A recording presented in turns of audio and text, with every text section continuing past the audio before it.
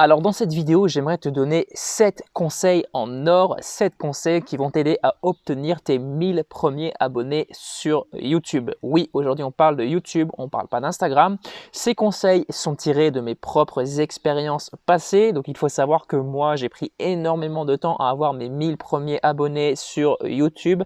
J'ai pris quelques mois, voire même plus d'un an pour avoir ces 1000 premiers abonnés. J'ai fait énormément d'erreurs et au fur et à mesure du temps, j'ai compris ce que j'avais fait comme erreur. Et justement dans cette vidéo, les 7 conseils que je vais te partager sont tirés de mes erreurs. Ce sont plutôt 7 erreurs que j'ai commises et que je t'invite tout simplement à ne surtout pas reproduire. Parce que si tu les fais, premièrement, ça va t'empêcher de progresser et deuxièmement, tu vas perdre énormément de temps. Et il faut savoir que lorsque j'ai commencé, j'ai fait une erreur majeure, une erreur de publier un contenu par jour. Je le faisais sans réelle stratégie.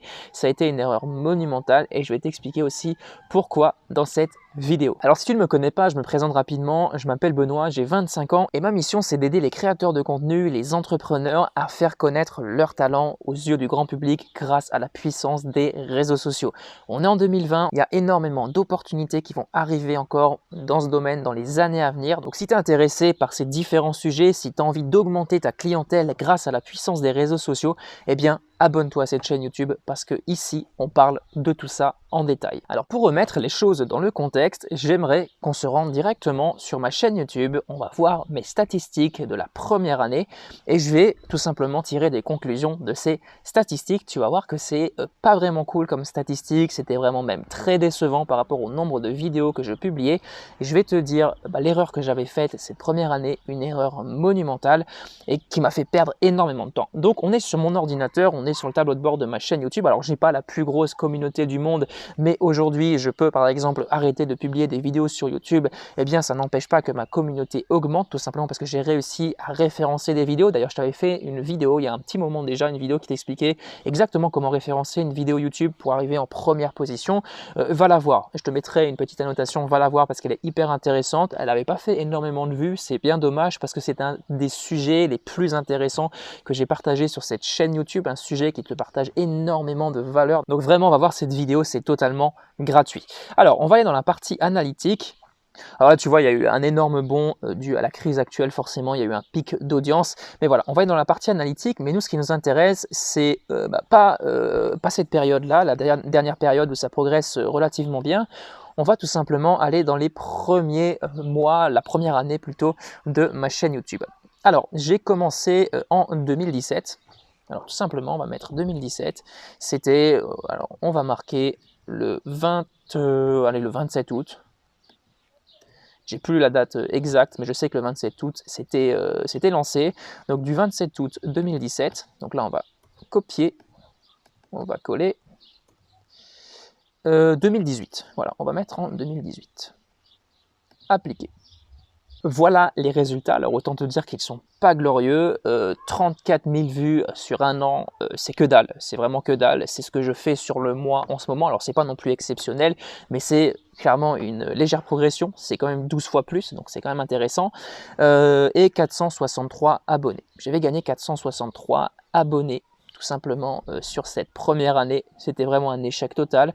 J'étais frustré parce que ça ne fonctionnait pas du tout et ça venait d'une erreur majeure. Et pour arriver à ces résultats, j'avais pas publié une seule vidéo, j'avais pas publié 10 vidéos, j'avais pas publié 100 vidéos, et j'ai publié plus de 200 vidéos. Autant te dire que le résultat était nul, mais l'erreur majeure, c'est tout simplement que je faisais du contenu pour faire du contenu. Si je vais dans mes vidéos, je vais dans les vidéos les plus anciennes, je regarde les titres des vidéos, et bien clairement c'était du contenu pour faire du contenu, c'était pas forcément intéressant.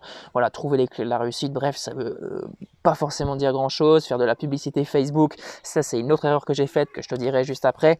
Bref, voilà, créer votre e-book, encore une autre erreur. Ça vient juste dans la suite de la vidéo, mais bref, je pense que tu comprends, c'était vraiment n'importe quoi, je faisais n'importe quoi, du coup j'avais pas de résultat, je publiais pour rien. Et ça c'est la pire erreur qu'aujourd'hui puisse faire un créateur de contenu. Si aujourd'hui tu veux créer du contenu qui fonctionne, du contenu qui attire de l'audience, il va falloir partir sur un sujet qui intéresse les gens, sur un sujet qui vraiment répond à un besoin, répond à un problème précis, parce que si tu fais des vidéos juste pour faire des vidéos qui t'intéressent, dont tu as envie de parler, des sujets dont tu as envie de parler, personne ne va s'intéresser peut-être parce que c'est peut-être toi toi qui es intéressé par le sujet, mais les gens en face de toi ne sont pas forcément intéressés par le sujet. Aujourd'hui, tu as des outils qui te permettent tout simplement d'aller analyser des vidéos qui fonctionnent. Tu peux le faire sur YouTube par exemple.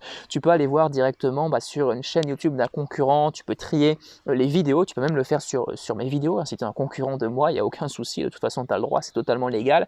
Bref, donc tu peux tout simplement classer les vidéos par vue, voir les vidéos qui ont fait le plus de vues chez ton concurrent.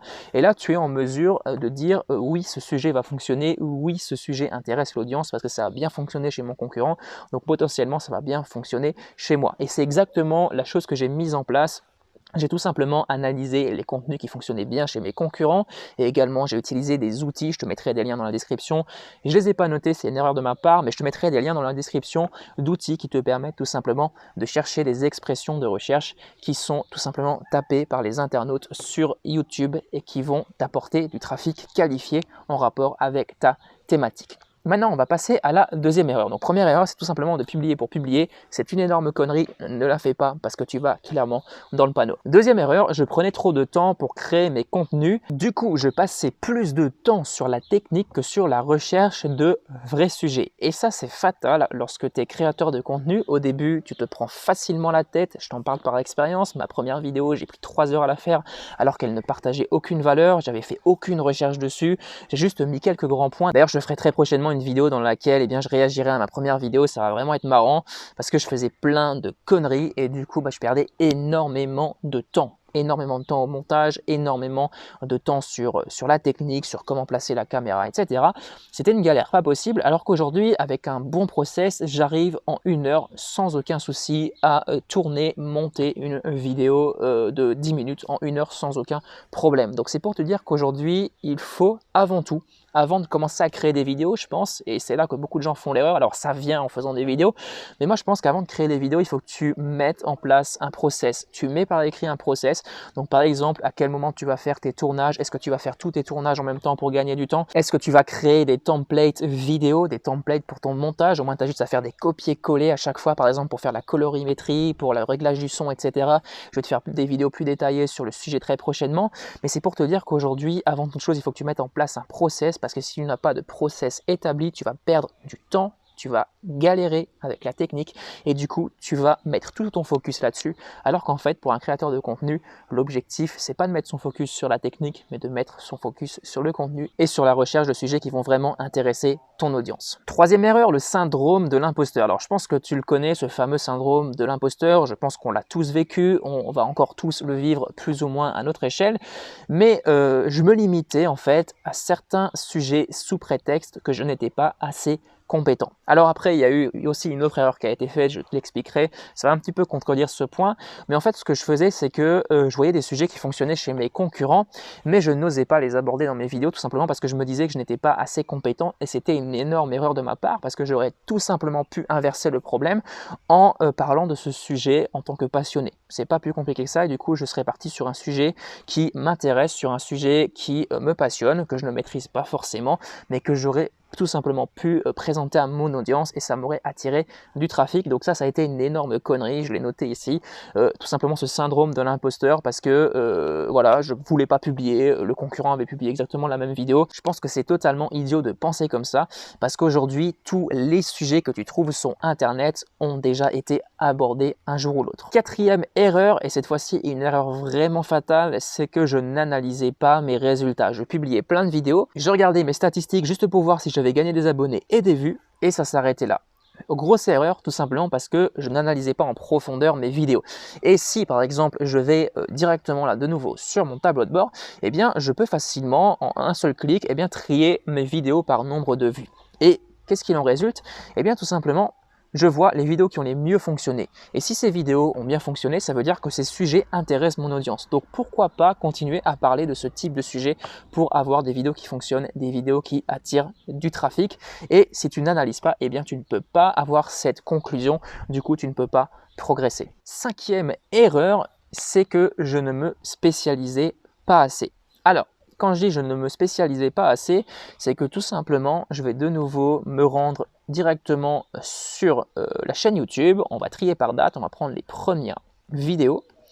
Les premières vidéos, eh bien ça parle concrètement là, comment gagner de l'argent sur internet, j'avais pas fait un rond à l'époque, voilà, comment faire une publicité sur Facebook, on dévie déjà beaucoup, comment créer un e-book, thématique totalement différente, voilà, c'est pas du tout spécialisé, alors ok, ça englobe un petit peu la thématique de l'entrepreneuriat, mais c'est pas spécialisé du tout, je pense que tu comprends, c'était vraiment n'importe quoi, là on parle un petit peu de création de site web, là on parle de thème. Bref, c'était du grand n'importe quoi. Du coup, les gens ne savaient pas du tout de quoi je voulais parler, de quoi j'étais expert.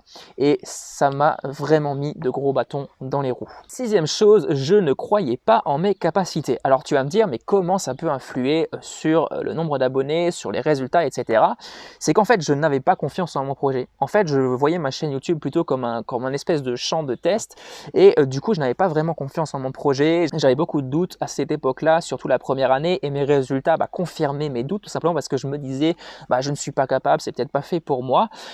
Pourtant j'ai au fur et à mesure amélioré mon état d'esprit, heureusement, parce que sinon je ne serais pas là à te faire cette vidéo. Mais voilà, j'avais pas du tout confiance. Résultat, ça se ressentait dans mes vidéos et je ne pouvais pas publier de bons contenu. Septième et dernière erreur, donc là je vais aller un petit peu vite sur la fin parce que ma caméra va bientôt couper, je ne partageais pas mes contenus sur les autres plateformes. Ça c'était aussi une grosse erreur. Pourquoi? Parce qu'aujourd'hui sur YouTube ou sur Instagram, sur n'importe quelle plateforme, ce qui est primordial c'est les premières heures, parce que l'algorithme va tout simplement analyser ta vidéo, la performance de ta vidéo, si elle fait des vues, si elle fait de l'interaction, si elle fait des likes, des commentaires, etc.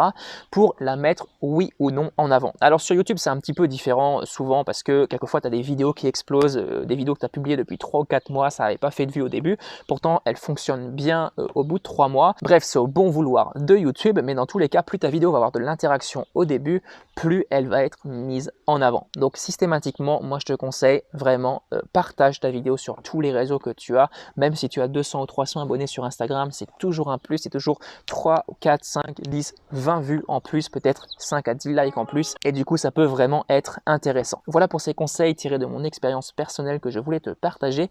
N'hésite pas à me dire en commentaire si toi aussi tu as commis une de ces erreurs et comment tu as décidé tout simplement de ne plus la faire dans l'avenir. Voilà, on se retrouve très bientôt pour une prochaine vidéo. Mets-moi un pouce bleu si la vidéo t'a plu, abonne-toi si ce n'est pas encore fait. Allez, à plus, ciao.